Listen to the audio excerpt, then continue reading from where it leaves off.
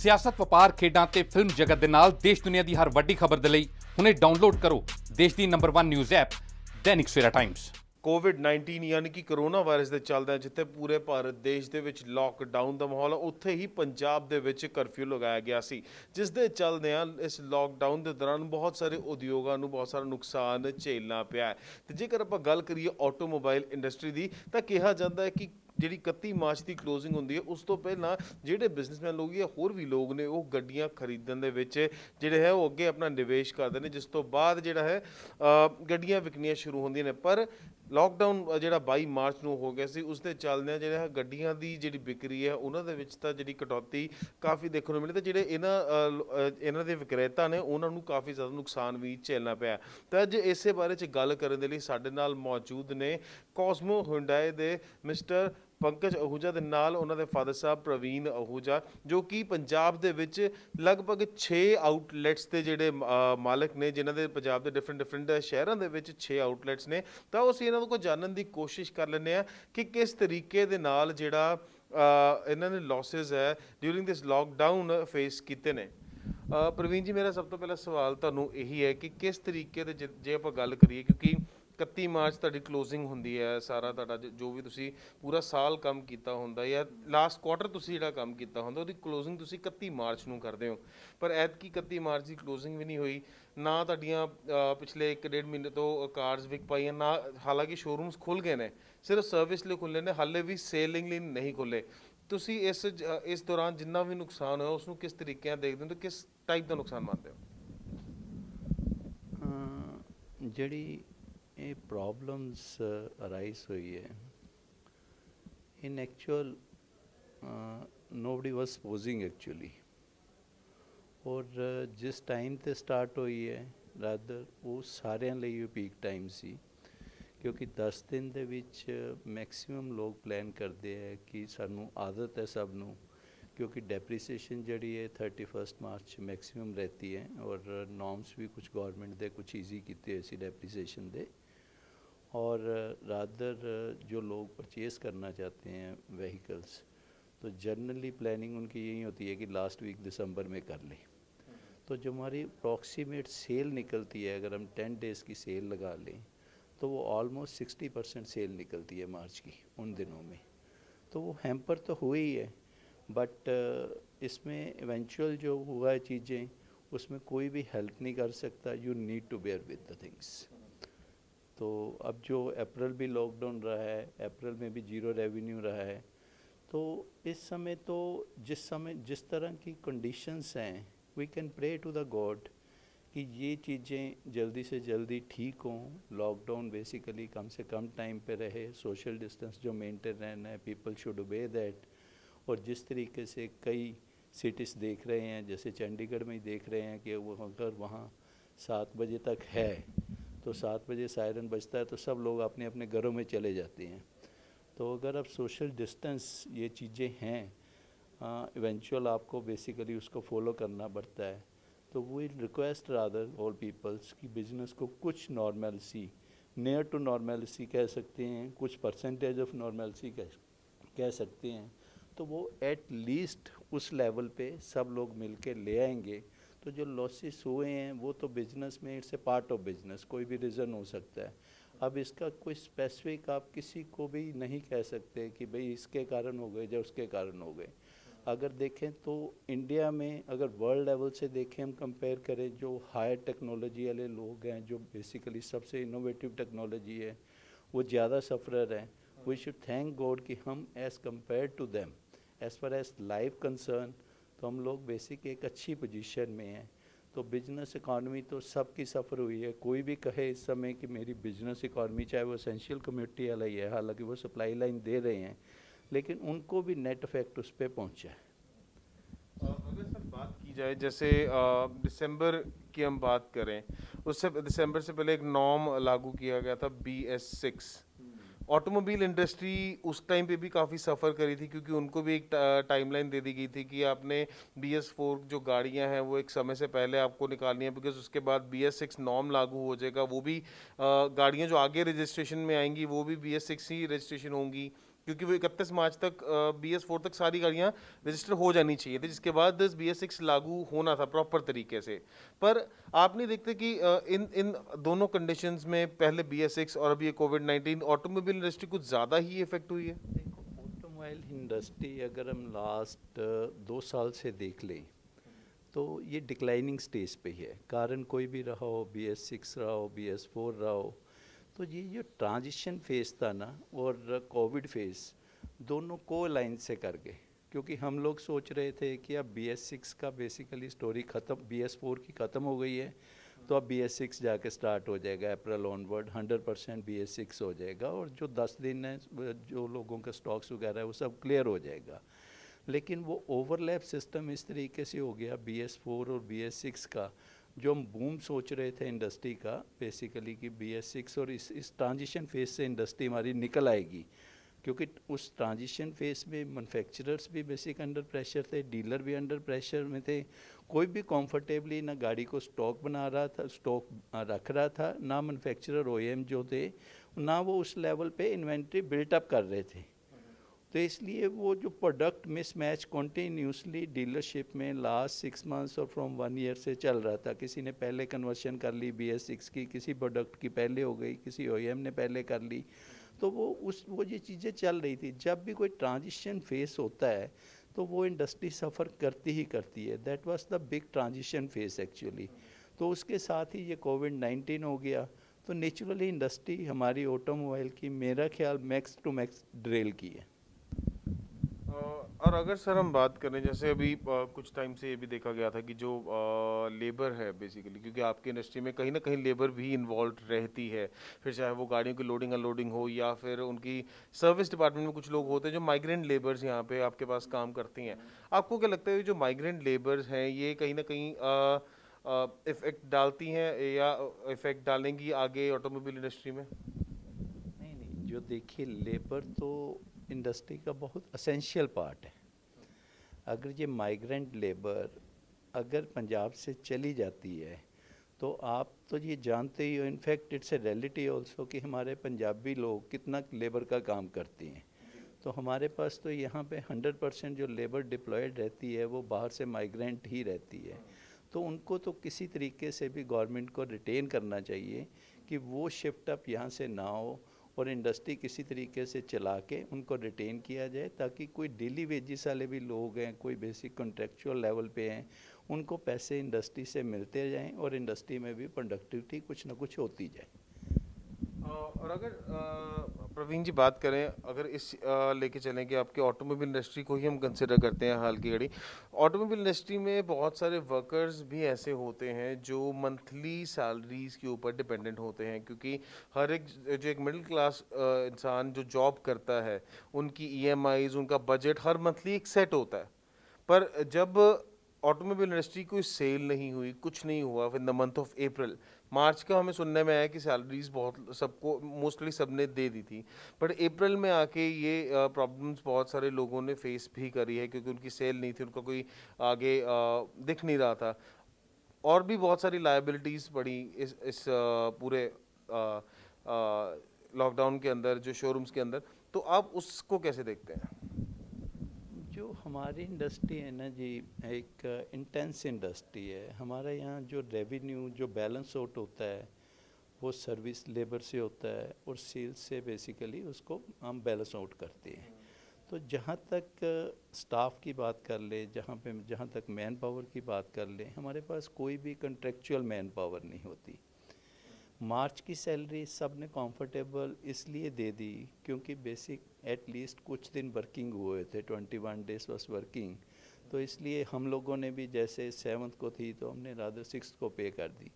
लेकिन जब zero revenue पे किसी ने भी नहीं सोचा होता कि भाई जीरो रेवेन्यू जनरेट होगा और आपको सैलरी, क्योंकि मैन पावर यहाँ पे मैन पावर कोई 10 20 50 लोगों की मैन पावर नहीं है, इट्स ए बहुत number, it's a higher numbers, और सब बेसिक जितनी भी मैन पावर यहाँ पे कह लें वो कोई ऐसी नहीं है कोई डेली बेसिस वाली मैन पावर है, ऑल और सैलरी बेसिस।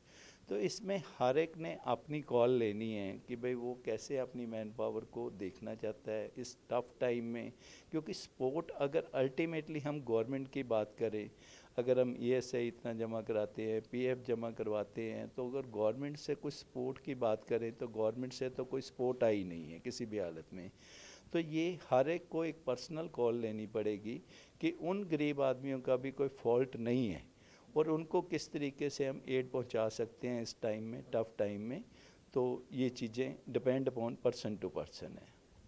ਤੇ ਜੇਕਰ ਹੁਣ ਗੱਲ ਕਰੀਏ, ਜੇ ਆਪਾਂ ਜਲੰਧਰ 'ਚ ਇਸ ਵੇਲੇ ਬੈਠੇ ਹਾਂ, ਜਲੰਧਰ ਦੀ ਆਪਾਂ ਗੱਲ ਕਰੀਏ, ਜਲੰਧਰ ਦੇ ਵਿੱਚ ਜਿਹੜੀ ਜਲੰਧਰ ਐਡਮਿਨਿਸਟ੍ਰੇਸ਼ਨ ਹੈ, ਪੰਜਾਬ ਗਵਰਨਮੈਂਟ ਨੇ ਵੀ ਬਿਜ਼ਨਸ ਨੂੰ ਚਲਾਉਣ ਦੀ ਜਿਹੜੀ ਹੈ ਉਹ ਪਰਮਿਸ਼ਨਸ ਦੇ ਦਿੱਤੀਆਂ ਨੇ। ਤੁਹਾਡੀ ਆਟੋਮੋਬਾਈਲ ਇੰਡਸਟਰੀ ਦੀ ਗੱਲ ਕਰੀਏ ਤੇ ਤੁਹਾਡੇ ਇੱਥੇ ਦੀ ਸਿਰਫ ਸਰਵਿਸ ਜਿਹੜਾ ਡਿਪਾਰਟਮੈਂਟ ਹੈ ਹਾਲੇ ਉਹਨੂੰ ਓਪਨ ਕਰਨ ਦੀ ਜੀ ਇਜਾਜ਼ਤ ਦਿੱਤੀ ਗਈ ਹੈ ਪੰਜਾਬ ਸਰਕਾਰ ਵੱਲੋਂ ਵੀ ਤੇ ਲੋਕਲ ਐਡਮਿਨਿਸਟ੍ਰੇਸ਼ਨ ਵੱਲੋਂ ਵੀ।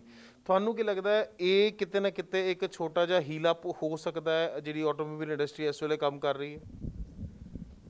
देखो, ऑलवेज जब हम कहते हैं ना कि something is better than nothing, जब आप एक जीरो स्टेज पे बैठे हो और जब आप 100 स्टेज में बैठे हो तो वो 0 और 100 में डिफरेंस तो बहुत ज़्यादा है। लेकिन जब जीरो से आप 20 पे भी पहुंच जाते हो, सपोज करो, तो यू फील बेटर, यार मैं बेसिक 20 पे पहुंच गया हूँ। तो इट इज़ लाइक दिस कि अगर आपका 20%, 15%, 20% रेवेन्यू कुछ जनरेट होना शुरू हो जाता है तो यू कैन से कि something is better than nothing. तो वो एक अच्छा स्टेप है जो इन्होंने ओपन अप किया है। उससे क्या है कि काफ़ी, चलो राइट वे, अगर शहर में तो आज की डेट में भी अगर देखा जाए मोटा मोटी तो कर्फ्यू लगा हुआ है, तो इसलिए जनरल कस्टमर्स तो हमारे पास सर्विस के लिए आएगा नहीं। लेकिन एट लीस्ट जो बॉडी शॉप के व्हीकल, जो एक्सीडेंटल व्हीकल्स हमारे अंदर पड़े हैं, जो कस्टमर्स डेली फ़ोन कर रहे हैं कि हमारी गाड़ी का स्टेटस क्या है, तो एटलीस्ट हम उनको तैयार कर सकते हैं कि जैसे ही कर्फ्यू हटता है, जैसे ही कुछ डील हटती है, ताकि उनको डिलीवर कर पाएँ। और दूसरा, कोई डॉक्टर्स हैं, दूसरे हैं जिनको बेसिक काम कर रहे हैं और उनकी गाड़ी को एक्सीडेंटल हो जाती है, या उनकी सर्विस ड्यू हो जाती है, या उनको कुछ भी प्रॉब्लम्स हो जाती है, रनिंग रिपेयर में कोई प्रॉब्लम हो जाती है, तो एटलीस्ट वो आके रिपेयर तो करवा सकते हैं ना। मतलब उनके पास तो कर्फ्यू पासिस हैं, सारा कुछ है। तो ये किसी न किसी हद तक मतलब इस समय हेल्पफुल है। तो अगर प्रवीण जी बात करें, चलो ये तो जिनके पास तो कर्फ्यू पासेस हैं वो तो आपको अप्रोच कर सकते हैं, बट जिन लोगों के पास कर्फ्यू पास नहीं है फिर भी उनकी गाड़ियों में कुछ है तो ब्रेकडाउनस हैं, कुछ हैं, ਤੇ ਉਹ ਜਿਹੜੇ ਲੋਕ ਨੇ ਉਹ ਤੁਹਾਨੂੰ ਕਿਸ ਤਰ੍ਹਾਂ ਅਪਰੋਚ ਕਰ ਸਕਦੇ ਨੇ? ਕੀ ਤੁਸੀਂ ਉਹਨਾਂ ਲਈ ਕੋਈ ਫੈਸਿਲਿਟੀ ਅਲੱਗ ਵੀ ਦਿੱਤੀ ਹੈ ਕਿ ਉਹ ਤੁਸੀਂ ਉਹਨਾਂ ਦੇ ਘਰੋਂ ਜਾ ਕੇ ਪਿਕਅਪ ਕਰ ਸਕਦੇ ਹੋ, ਜਾਂ ਫਿਰ ਕੁਝ ਹੋਰ ਫੈਸਿਲਿਟੀਜ਼ ਵੀ ਤੁਸੀਂ ਉਹਨਾਂ ਨੂੰ ਦਿੱਤੀਆਂ ਹੋਈਆਂ ਨੇ? आज जो गवर्नमेंट की तरफ से कुछ लीनियंसी आई है कि व्हीकल रिपेयर्स में उन्होंने मतलब बोला है कि आप घर में मैकेनिक्स भेज के गाड़ी पिकअप करवा के बेसिकली सर्विस करवा सकते हो। तो I think that is also the comfortable sign. तो ये चीज़ें अभी कहा जाए कि इमीडिएट करेक्ट हो जाएंगी, इमीडिएट करेक्ट कुछ नहीं होना। चाहे कोई इंडस्ट्री, चाहे एसेंशियल कम्युनिटी भी मैं बार बार कह रहा हूँ, चाहे वो आज की डेट में लगता है comfortable, they are also not comfortable. हर कोई इसमें इफ़ेक्टिव है। बैंक्स वाले एसेंशियल कम्युनिटी में चलाते, एसेंशियल में चला रहे हैं, लेकिन उनसे भी पूछो तो जो प्राइवेट बैंक्स हैं वो खुद कहेंगे कि इतना बिजनेस ही, हमारा रेवेन्यू ही कम हो गया है। उनको लगता है कि हम रेंट्स भी पूरा दे रहे हैं, हम सैलरी भी पूरी दे रहे हैं, और बिजनेस रेवेन्यू जो हमारे पास जनरेट होता था, क्योंकि इंडस्ट्री चलेगी, कोई बेसिक कमर्शियल एक्टिविटीज़ होगी, बैंक में ट्रांजैक्शन होगी, कुछ होगा, तभी उनको भी पैसा मिलेगा। इसलिए ये इंडस्ट्री ओवरऑल बुरी तरह अफेक्टिव है। अब इसमें ईज़ आउट कैसे होना है, सोशल डिस्टेंस पे कैसे वर्किंग करनी है, वही हमें सीखना पड़ेगा। और जब ये पूरी तरह से ये थोड़ा ईज़ आउट हो जाए, और जब ये अगर हम फुली नॉर्मलसी की बात करें, जितनी देर तक इसकी कोई मेडिसिन नहीं आएगी, जितनी देर तक बंदा अपने आप को फील नहीं 100% सिक्योर करेगा। आज अगर हम देखें पर्सन टू पर्सन हर कोई आपस में डर रहा है, हर कोई कहता है 2 मीटर दूर रख के बात करें। अच्छा, कई ट्रेड ऐसे है ही नहीं है कि हम 2 मीटर दूर रख के एक्सप्लेन कर पाएँ। सपोज़ करो हमारी टेस्ट ड्राइव कार है, तो टेस्ट ड्राइव जब कस्टमर को करानी होती है तो पर्सन साथ में को ड्राइवर बैठता है, वो उसको एक्सप्लेन करता है। अब गाड़ी में वो बैठने के लिए तैयार भी नहीं होगा, तो सारा हमें ऑनलाइन ही करना पड़ेगा कि ये चीज़ें ऐसे ऐसे ऐसे ऐसे एक्सपीरियंस भी। और जो पर्सनली एक चीज़ होती है एक्सप्लेन करनी और ऑनलाइन एक्सप्लेन करनी, उसमें डिफ़िकल्टी तो होती है, उसमें डिफरेंस तो रहेगा ही रहेगा, उसमें प्रोडक्टिविटी लेवल का भी डिफरेंस रहेगा। हाँ, एक पॉजिटिव साइन अगर पर्टिकुलरली आप ऑटोमोबाइल की बात करो तो पता नहीं, मेरे को लगता है कि जिस समय ये ओपन होगा तो लोग काफ़ी हद तक चाहेंगे कि हम अपनी गाड़ी ले लें, क्योंकि जो पब्लिक ट्रांसपोर्ट है वो सोशल डिस्टेंस में कहीं ना कहीं लैग करेगी। मतलब तो उस वजह से वी आर होपिंग कि हमारा जो ट्रेड है, ओवरऑल ट्रेड जो बेसिक अपना हुंडई का, तो चलो वैसे ही हम अगर मोटा मोटी देखें तो हमारे जो प्रोडक्ट्स हैं, अगर क्रेटा देख लें, वरना देख लें, ओरा देख लें, ये काफ़ी ज़्यादा बुकिंग पे है और कस्टमर्स अभी भी हमें कॉल कर रहे हैं कि कब ओपन कब होना है, तो डिलीवरी कब ले सकते हैं हम। तो that is the positive sign. और मेरे को लगता है कि इस सेगमेंट में जो हमारा सेगमेंट्स हैं, जो स्मॉल सेगमेंट्स हैं, मतलब हम कॉम्पैक्ट सेगमेंट या मिड साइज सेगमेंट की बात कर लें, इस सेगमेंट में एकदम ग्रोथ सी होगी। कस्टमर, हाँ, बूम आ सकता है और कस्टमर को लगेगा कि नहीं, इन एवरी रिस्पेक्ट मैं गाड़ी ले लूँ, और बैंक भी ईज आउट कर रहे हैं, कुछ इंटरेस्ट भी ईज आउट कर रहे हैं, तो उससे कस्टमर का मतलब रहेगा एक हाँ, कस्टमर को एक रहेगा कि किसी भी हालत में मैं अगर गाड़ी बाय कर सकता हूँ, अगर मेरे को ईएमआई इतनी देनी है। कुछ हुंडई ने भी हमारे ईएमआई निकाली है, मतलब काफ़ी ईज आउट करने के लिए कि कस्टमर इस समय पेनिट्रेट करे, किस तरह असिस्ट किया जा रहा है, बैंक भी असिस्ट कर रहे हैं। तो उससे ऐसे लगता है कि ऑटोमोबाइल इंडस्ट्री में जैसे ही ये खुलता है तो इमीडिएटली बूम आएगा, डेफिनेटली आएगा। लेकिन हम अगर कहें कि बिल्कुल 100% हमारी सेल नॉर्मलसी में पहुंच जाएगी, तो it will take another few months. ਮੇਰਾ ਅਗਲਾ ਸਵਾਲ ਕੁਝ ਇਸੇ ਦੇ ਨਾਲ ਰਿਲੇਟਡ ਸੀਗਾ, ਤੁਹਾਨੂੰ ਇਹ ਪੁੱਛਣਾ ਸੀ ਕਿ ਕਿੰਨਾ ਕੁ ਟਾਈਮ ਲੱਗ ਜਾਏਗਾ ਇਸ ਨੂੰ ਸਟ੍ਰੀਮਲਾਈਨ ਆਉਂਦਾ, ਤੁਹਾਨੂੰ ਕੀ ਅੰਦਾਜ਼ਾ ਲੱਗਦਾ ਕਿ ਕਿੰਨਾ ਕੁ ਟਾਈਮ, ਲਾਈਕ 5 ਮਹੀਨੇ 6 ਮਹੀਨੇ, ਕਿੰਨਾ ਕੁ ਟਾਈਮ ਤੁਹਾਨੂੰ ਲੱਗਦਾ ਕਿ, ਕਿਉਂਕਿ ਤੁਸੀਂ ਆਪ ਵੀ ਕਿਹਾ ਕਿ ਇੱਕਦਮ ਲੋਕੀ ਆਣਗੇ, ਸਾਹਮਣੇ ਆਣਗੇ, ਆਪਣੀ ਪਰਸਨਲ ਸੇਫਟੀ ਦੇ ਲਈ ਵੀ ਲੋਕੀ ਗੱਡੀਆਂ ਖਰੀਦਣਗੇ, ਕਿਉਂਕਿ ਹਰ ਕਿਸੇ ਨੂੰ ਹੋਏਗਾ कि पब्लिक ट्रांसपोर्ट नहीं यूज़ करनी। देखो, जहाँ तक हुंडई की अभी बात कर लें तो 1000 में अगर आउटलेट ऑल ऑफ इंडिया है तो तकरीबन 353 आउटलेट्स ओपन हो गए हैं। तो उसमें मोटा मोटी जो सेल्स डेली निकलनी स्टार्ट हो गई है, दैट आर एनकरेजिंग नंबर्स। और कंपनी ने भी प्लान उस तरीके से किया है कि जो प्रोडक्शंस हैं उनकी, जो बेसिक बुकिंग लिस्ट पे व्हीकल है, जैसे क्रेटा की 20,000 बुकिंग्स ही पड़ी हैं टोटल ऑल ओवर इंडिया की बात कर रहा हूँ। अगर हम बात कर लें तो हमारे पास 250-300 गाड़ी क्रेटा की बुकिंग्स पड़ी हैं। तो कंपनी भी इट्सेल्फ इस समय सेंसिटाइज है कि जो जो प्रोडक्ट्स बुकिंग में हैं उनकी प्रोडक्शन की जाए और कस्टमर को जल्दी से जल्दी वो मटेरियल्स अवेलेबल कराए जाएं। तो उससे लगता है कि जो नंबर ऑफ़ व्हीकल्स जो डिलीवरी होंगी, it will be the good numbers. ਤੇ ਜੇਕਰ ਗੱਲ ਕੀਤੀ ਜਾਵੇ ਹੁਣ ਬਾਕੀ ਚੀਜ਼ਾਂ ਦੀ, ਜਿਹੜੀ ਗਵਰਨਮੈਂਟ ਵੀ ਬਹੁਤ ਸਾਰੀਆਂ ਚੀਜ਼ਾਂ ਹੁਣ ਗਵਰਨਮੈਂਟ ਦੀ ਵੀ ਅਨਾਉਂਸਮੈਂਟਸ ਜਿਹੜੀਆਂ ਹੁਣ ਸ਼ੁਰੂ ਹੋ ਗਈਆਂ ਨੇ, ਐਮਐਸਐਮਈ ਲਈ ਵੀ ਅਨਾਉਂਸਮੈਂਟ ਸ਼ੁਰੂ ਹੋ ਗਈਆਂ ਨੇ। ਜੇ ਆਪਾਂ ਗੱਲ ਕਰੀਏ ਆਟੋਮੋਬਾਈਲ ਸੈਕਟਰ ਦੇ ਲਈ, ਤੁਸੀਂ ਗਵਰਨਮੈਂਟ ਤੋਂ ਕੀ ਐਕਸਪੈਕਟ ਕਰਦੇ ਹੋ ਕਿ ਗਵਰਨਮੈਂਟ ਜਿਹੜੀ ਹੈ ਉਹ ਕਿਸ ਤਰੀਕੇ ਦੇ ਨਾਲ ਤੁਹਾਡੀ ਹੈਲਪ ਕਰੀ? ਇਸ ਬਾਰੇ 'ਚ ਮੈਂ ਤੁਹਾਡੇ ਬੇਟੇ ਤੋਂ ਵੀ ਜਵਾਬ ਲੈਣਾ ਚਾਹੂੰਗਾ ਕਿ ਤੁਸੀਂ ਕੀ ਐਕਸਪੈਕਟ ਕਰਦੇ ਹੋ ਕਿ ਜਿਹੜੀ ਗਵਰਨਮੈਂਟ ਜਿਹੜੀ ਹੈ ਉਹ ਕਿਹੜੀਆਂ ਚੀਜ਼ਾਂ ਇਸ ਵੇਲੇ ਆਟੋਮੋਬਾਈਲ ਸੈਕਟਰ ਦੇ ਲੋਕਾਂ ਨੂੰ ਪ੍ਰੋਵਾਈਡ ਕਰੇ ਕਿ ਜਿਹੜਾ ਨੁਕਸਾਨ ਪਿੱਛੇ ਹੋਇਆ, ਉਹਨਾਂ ਨੁਕਸਾਨਾਂ ਨੂੰ ਕਿਸੇ ਨਾ ਕਿਸੇ ਤਰੀਕੇ ਜਿਹੜਾ ਹੈ ਉਹ ਕਵਰ ਅਪ ਕੀਤਾ ਜਾਵੇ ਜਾਂ ਫਿਰ ਉਹਨਾਂ ਨੂੰ ਕੋਪ ਅਪ ਕੀਤਾ ਜਾਵੇ। देखो, जो ये यू कैन आंसर, ये इंडस्ट्री है ना जो हमारी इंटेंसिव टैक्स इंडस्ट्री है, चाहे इसको जीएसटी ले लें, चाहे रोड टैक्स ले लें, चाहे कस्टम ड्यूटी ले लें, तो इसमें टैक्स का जो लेवल है ना बहुत ज़्यादा हाई है। अगर गवर्नमेंट जीएसटी लेवल में ही हमें सपोर्ट कर देना, सपोज 10% जीएसटी लेवल कट कर दे, 15% जीएसटी लेवल कट कर दे, आई थिंक उससे भी काफ़ी इंडस्ट्री में बूम आएगा। ਤੁਸੀਂ ਕੀ ਸੋਚਦੇ ਹੋ ਇਸ ਬਾਰੇ? ਮੇਰਾ ਕਹਿਣਾ ਇਹੀ ਹੈ ਕਿ ਜੀਐਸਟੀ ਦਾ ਸਭ ਤੋਂ ਜ਼ਿਆਦਾ ਤਾਂ ਇਹ ਮੇਜਰ ਐਡਵਾਂਟੇਜ ਹੈ ਹੀ।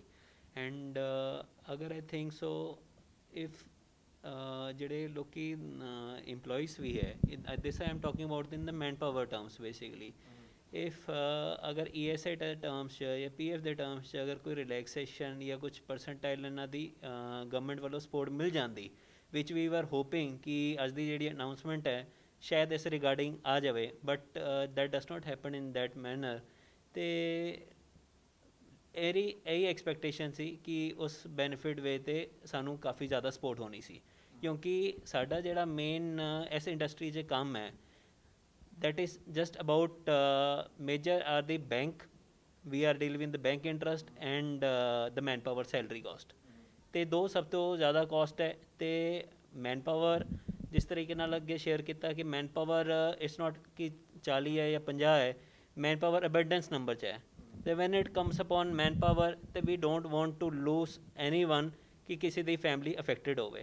ਤੇ that was the only government support we were expecting ਕਿ ਕੁਛ ਉਹਨਾਂ ਲਈ ਆ ਜਾਵੇ। ਮਤਲਬ ਸਾਡੇ ਲਈ ਤਾਂ ਇੱਕ GST ਦੀ ਮੇਜਰ ਐਡਵਾਂਟੇਜ ਹੈ, ਬਟ ਮੈਨਪਾਵਰ ਦੀ ਇੱਕ ਸਾਡੀ ਐਡਵਾਂਟੇਜ ਮਿਲ ਜਾਂਦੀ ਤਾਂ ਉਹ ਕਾਫੀ ਅੱਛਾ ਹੋ ਜਾਂਦਾ। ਹਾਂਜੀ ਹਾਂਜੀ, ਬਹੁਤ ਬਹੁਤ ਧੰਨਵਾਦ ਪੰਕਜ ਸਰ ਤੇ ਪ੍ਰਵੀਨ ਜੀ, ਤੁਸੀਂ ਆਪਣਾ ਜਿਹੜਾ ਕੀਮਤੀ ਸਮਾਂ ਸਾਨੂੰ ਦਿੱਤਾ, ਜਿਹਦੇ ਵਿੱਚ ਤੁਹਾਨੂੰ ਆਟੋਮੋਬਾਈਲ ਸੈਕਟਰ ਦੇ ਵਿੱਚ ਜੋ ਦਿੱਕਤਾਂ ਤੁਹਾਨੂੰ ਆਈਆਂ ਨੇ ਤੁਸੀਂ ਉਹਨਾਂ ਐਕਸਪਲੇਨ ਕੀਤੀਆਂ, ਤੇ ਨਾਲ ਹੀ ਨਾਲ ਜਿਹੜਾ ਸਾਨੂੰ ਦੱਸਿਆ ਕਿ ਤੁਹਾਨੂੰ ਗਵਰਨਮੈਂਟ ਤੋਂ ਕੀ ਡਿਮਾਂਡਸ ਹੈ ਉਹਦੇ ਬਾਰੇ ਤੁਸੀਂ ਐਕਸਪਲੇਨ ਕੀਤਾ। ਬਹੁਤ ਬਹੁਤ ਧੰਨਵਾਦ ਸਰ ਤੁਹਾਡਾ। ਅਸੀਂ ਵੀ ਬਹੁਤ ਬਹੁਤ ਥੈਂਕਸ ਕਰਨੇ ਆ ਜੀ ਤੁਹਾਡਾ, ਦੈਨਿਕ ਸਵੇਰਾ ਦੀ ਟੀਮਸ ਇਸ ਲਈ ਕੋਵਿਡ-19 ਟਾਈਮ ਦੇ ਵਿੱਚ ਘਰ ਨਿਕਲ ਕੇ ਆਪਣਾ ਇੰਨਾ ਪ੍ਰੀਸ਼ੀਅਸ ਟਾਈਮ ਲੈ ਕੇ ਲੋਕਾਂ ਦੇ ਵਿਊਜ਼ ਲੈ ਰਹੇ ਹੋ, ਔਰ ਤੁਸੀਂ ਗਵਰਨਮੈਂਟ ਤੱਕ ਕਨਵੇ ਕਰ ਰਹੇ ਹੋ ਕਿ what the people are expecting actually. ਤੋ you are doing a great job and congratulations for it. So ਇਹ ਸਨ ਸਾਡੇ ਨਾਲ ਮਿਸਟਰ ਪ੍ਰਵੀਨ ਅਹੂਜਾ ਦੇ ਨਾਲ ਉਹਨਾਂ ਦੇ ਬੇਟੇ ਪੰਕਜ ਅਹੂਜਾ, ਜੋ ਕਿ ਕੋਸਮੋ ਹੁੰਡਾਈ ਦੇ ਓਨਰ ਨੇ। ਆਟੋਮੋਬਾਈਲ ਸੈਕਟਰ ਦੇ ਵਿੱਚ ਜਿਹੜਾ ਹੈ ਕਾਫੀ ਇਹਨਾਂ ਨੇ ਦੱਸਿਆ ਕਿ ਕਿਸ ਤਰੀਕੇ ਦੇ ਨਾਲ ਜਿਹੜੇ ਲਾਸਸ ਨੇ ਉਹ ਇਹਨਾਂ ਨੇ ਬੇਅਰ ਕੀਤੇ ਨੇ। ਇਹਨਾਂ ਦਾ ਇਹੀ ਕਹਿਣਾ ਕਿ ਕਿਸੇ ਨਾ ਕਿਸੇ ਤਰੀਕੇ ਤੋਂ ਚਲੋ ਕਰਨੇ ਹੀ ਪੈਣੇ ਸੀ, ਉਹ ਕਿਸੇ ਦਾ ਕਸੂਰ ਨਹੀਂ ਹੈ, ਬਟ ਜਿਹੜੇ ਲਾਸਸ ਹੋਏ ਉਹ ਹੁਣ ਬੇਅਰ ਕਰਨੇ ਹੀ ਪੈਣੇ ਨੇ ਕਿਉਂਕਿ ਉਸ ਦਾ ਕੋਈ ਹੱਲ ਨਹੀਂ ਹੈ। ਦੂਸਰਾ, ਇਹਨਾਂ ਨੇ ਗਵਰਨਮੈਂਟ ਤੋਂ ਕੁਝ ਡਿਮਾਂਡਸ ਕੀਤੀਆਂ ਨੇ, ਜਿਹਦੇ ਵਿੱਚ ਇਹਨਾਂ ਨੇ GST ਦੇ ਵਿੱਚ ਰਿਬੇਟ ਦੀ ਮੇਨ ਗੱਲ ਕਹੀ ਹੈ ਕਿ GST ਵੀ ਦੇ ਵਿੱਚ ਅਗਰ ਇਹਨਾਂ ਨੂੰ ਰਿਬੇਟ ਮਿਲ ਜਾਏ ਤੇ ਸ਼ਾਇਦ ਜਿਹੜਾ ਕਸਟਮਰ ਹੈ ਉਹ ਈਜ਼ੀਲੀ ਇਹਨਾਂ ਨੂੰ ਅਪਰੋਚ ਕਰ ਪਾਏਗਾ ਅੱਗੇ ਜਾ ਕੇ ਆਟੋਮੋਬਾਈਲ ਇੰਡਸਟਰੀ ਨੂੰ ਥੋੜਾ ਸਟੇਬਲਾਈਜ਼ ਕਰਨ ਦੇ ਵਿੱਚ। ਕੈਮਰਾ ਪਰਸਨ ਸੁਖਵਿੰਦਰ ਸਿੰਘ ਦੇ ਨਾਲ ਮੈਂ ਸਾਹਿਲ ਨਰੂਲਾ, ਦੈਨਿਕ ਸਵੇਰਾ TV ਜਲੰਧਰ ਤੋਂ।